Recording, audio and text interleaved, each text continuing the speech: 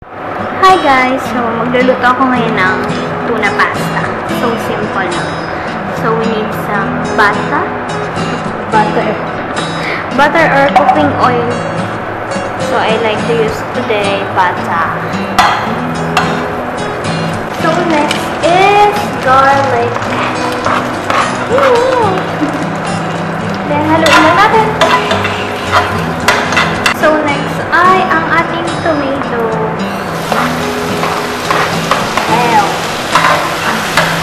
Baka.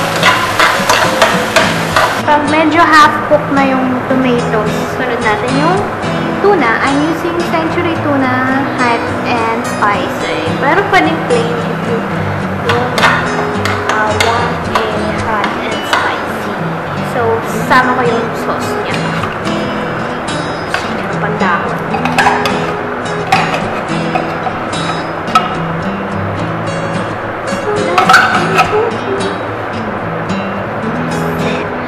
So, mas gusto kong himayin ito.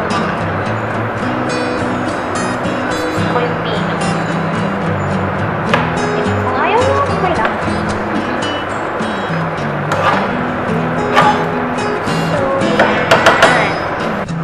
So, this one is optional but gusto kong dagdagan yung asin. Ay, medyo kumangat yung lasa niya. So, lalagyan ko siya ng asin. Konti lang.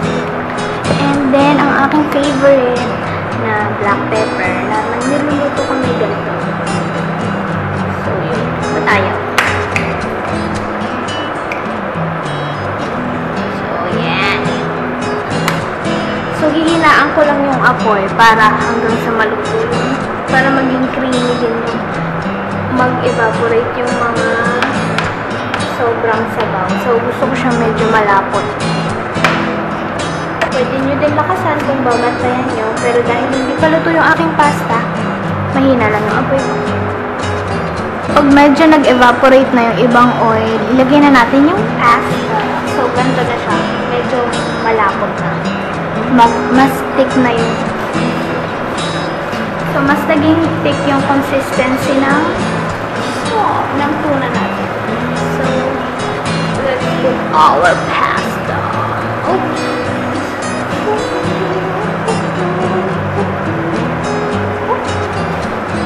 So, kung may biglaan kayong bisita, pwede na ito. Joke lang. So, makakatipid na kayo. Isang can lang ng tuna, then 200, kahit 200 grams na pasta, okay na. Madami nang makakakain. Mix lang natin siya. So, naka-turn on pa din yung heat na to. So, pwede nyo itong gawin kahit wala namang occasion. Dinner lang.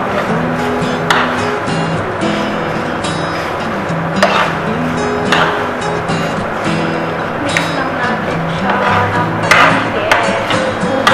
Nagkita na yung kulay niya. Ewan ko kung kita sa camera, pero kumapit na siya.